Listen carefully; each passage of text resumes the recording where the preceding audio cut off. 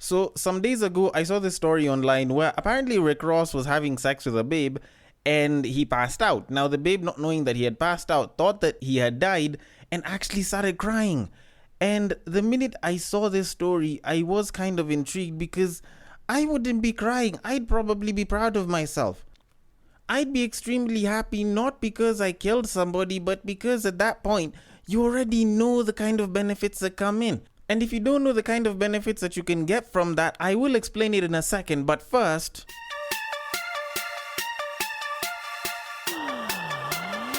get ready for the battle of the sexes.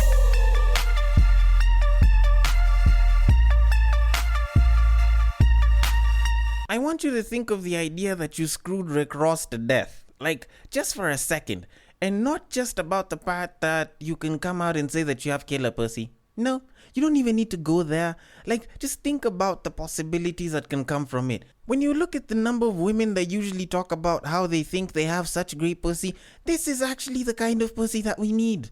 This is the person that can come out and say, you know what, I have killer pussy and I have the killer moves to show that I can take someone out with just my vagina. And just like that, you can sell educational courses, you can write a book, you can appear on Oprah. You know, the possibilities and the list is quite endless. And the fact that you're looking at it and you're just crying kind of shows that if you as a woman went through such an ordeal and you start crying, then you clearly did not see the benefits that would come from it. Like you would have been famous for killing somebody using your vagina. And when you think about it, it's not like you'd have been sued for manslaughter or anything.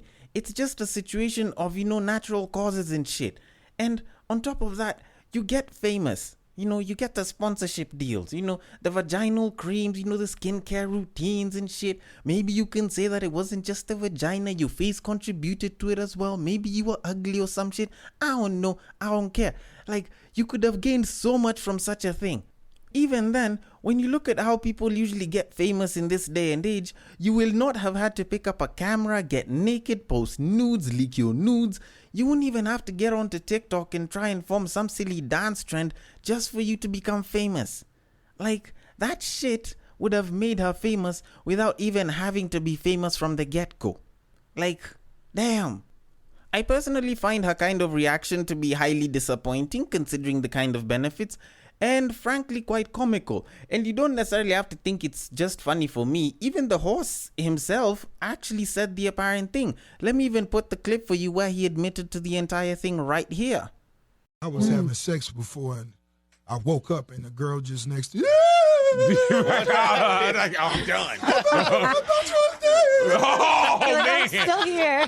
I thought you was dead. Like, hell no.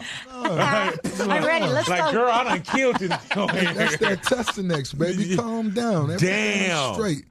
Also, considering that this is the same person that sang "These Niggas Can't Hold Me Back," I am starting to wonder if it's the niggas he's actually supposed to be scared of. Cause if one vagina can do this to you, then imagine what a threesome or a foursome will do to your entire system.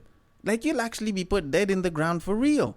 But anyways, since I don't want to discuss somebody's sex life and the ability to be killed by it, we kind of have to move it on because we have a podcast to do and we should probably get to it in its own typical fashion. So, as we usually like to start, welcome to Break Time on West Side, your number one break time podcast, coming to you from Nairobi, Kenya. The man on the mic is a man who does not get his vagina from the deadly category. He is a man who still believes that running your mouth is a form of cardio. It is none other than your tall, dark, and mildly handsome man, Sir Denver B. The show is Battle of the Sexes, our weekly love, sex, and relationships show, where I get to say a couple of things, celebrities get to say a couple of things, and I get to make fun of the relationship advice that celebrities give.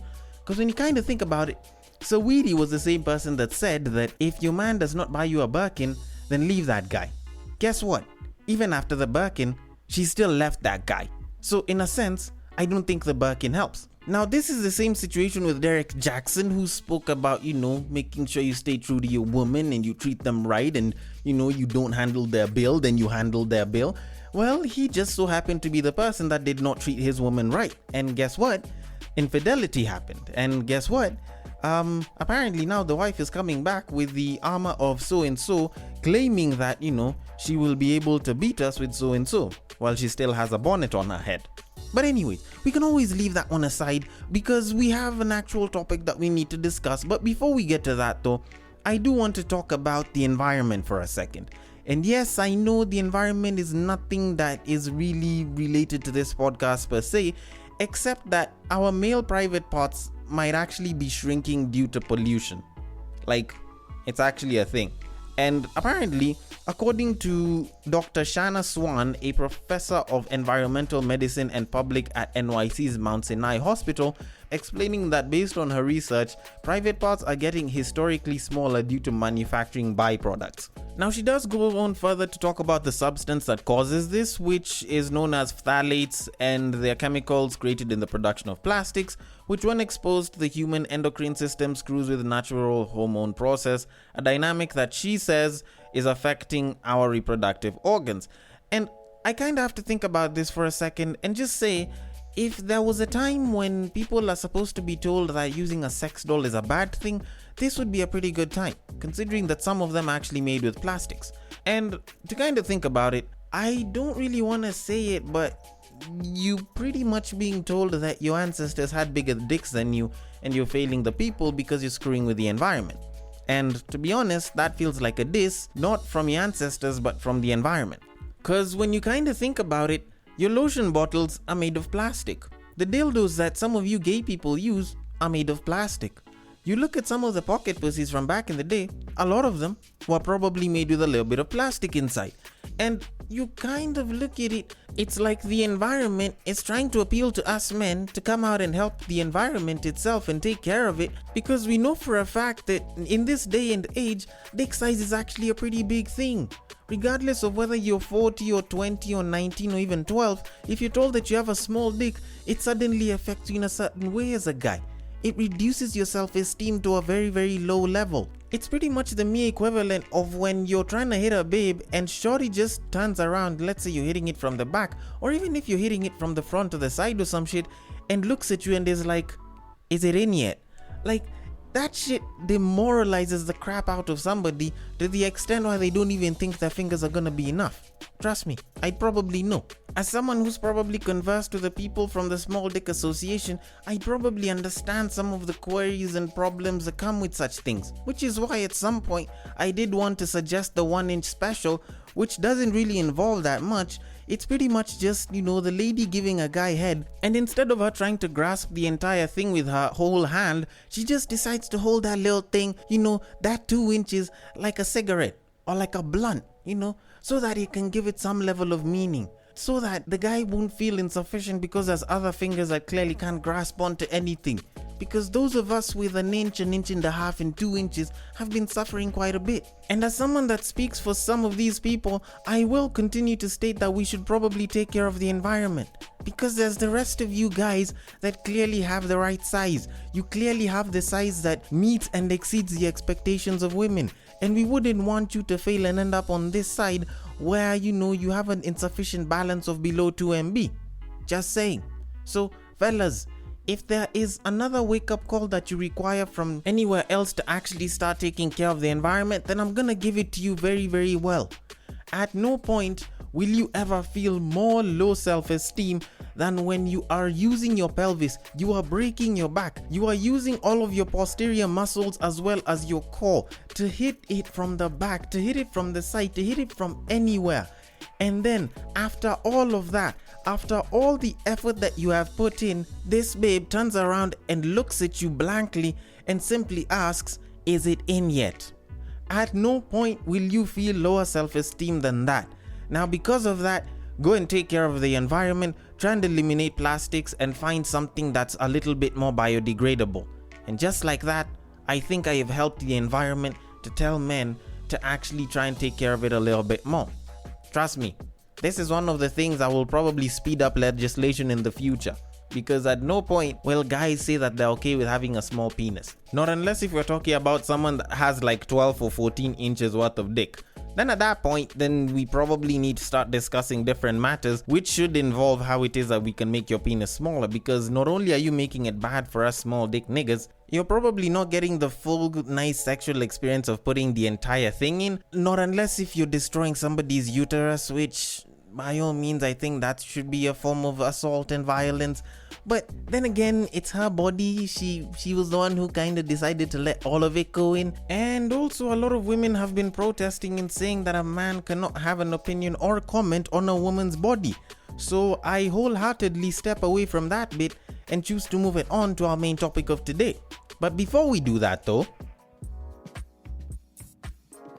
I know you're dying to continue the podcast you're currently listening to, but we have to interrupt your scheduled programming to bring you Sound Nation. We delve into music ranging from hip-hop to rumba, rock to bongo, and much more. We shall review new albums as well as fresh singles whilst paying homage to the sounds of the past. Find our episodes on Anchor, Apple Podcasts, Spotify, or any other podcast streaming platforms.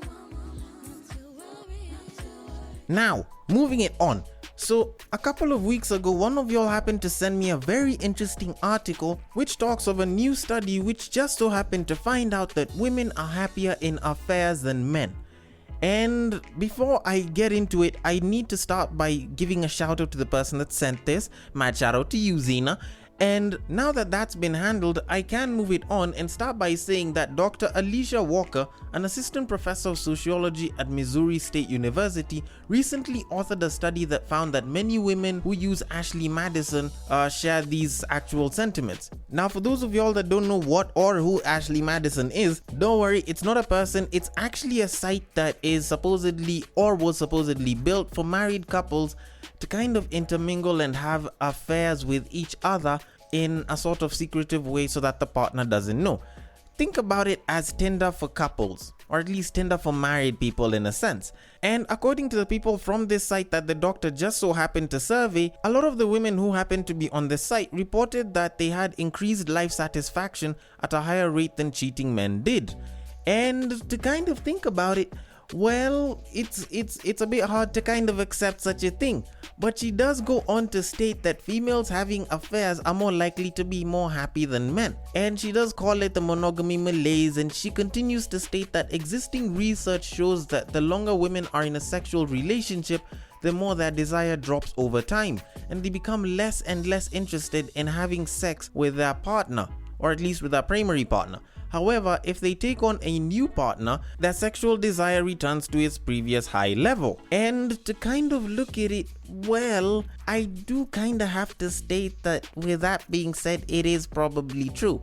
Because to kind of state something that's never really been said, this is kind of why a lot of guys cheat a lot. Like, on the real though. This is part of the reason why a lot of guys, even when they're in a good relationship, will go and get a side. Because to some degree, you're hitting the same person over and over again.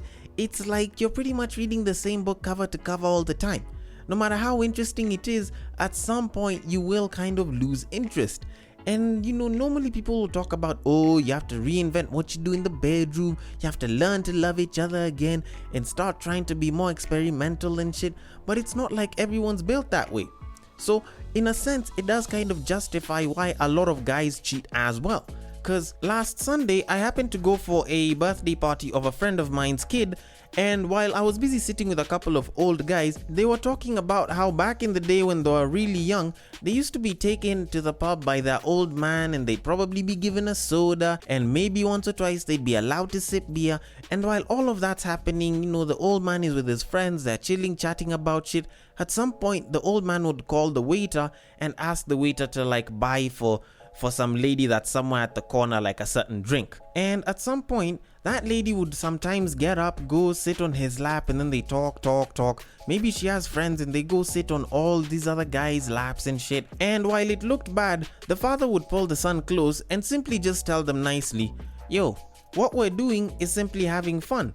And as long as the wife is taken care of, as long as the home is taken care of, as long as you make sure the family is well taken care of and the wife is happy, then this is something that you can do freely and you shouldn't feel too bad about. And the one thing they'd always stress on is the fact that you always have to make sure that your wife is happy. The mother to your kids has to be happy. You're not replacing them, you're not getting rid of them, you're making sure that they are happy and taken care of. Now, with that being said, I will continue to state that within that same study, it did also state that for these ladies who happen to be in affairs, if they were good at home, if they were having a good marital life, then they were genuinely happier than the ones who were in marriages that weren't that good. And it does kind of make sense, because if you apply that to the man of today, the one that just so happens to have a side chick, if he's good with the wife and he has a side piece that he gets to hit from time to time because he's horny and sure he looks young and shit, then you look at them and they're very nice and happy, and sometimes they even look a little bit younger. But when you look at the ones that are having stress on one side and then having the side piece on the other side that they're taking that stress out on, in a sense it's like they're kind of living on edge. They kind of have to look over their own shoulder because their partner might check their phone and that causes more problems. They're kind of under some level of like fight or flight kind of survival and shit, because yes, the side piece might be helping alleviate the stress, but if one person is bringing it in and another one is taking it out, then it becomes a conflicting situation as well. And more often than not, you will find that this same person will end up going to be with a side chick, probably separate or just leave the woman that he was originally married to. So in a sense, I do see where this is actually true. But on the part where they're claiming that they're happier than men when they're in affairs, I beg to differ, because you kind of think about it, it's not like it's usually measurable. I don't think you can quantify happiness even though you tried. Plus, when you kind of think about it, there is this thing called the hedonic treadmill, which I've spoken about time and time again, which talks about how no matter how much, good or bad is happening, there's a certain kind of flow and state of happy that you're in.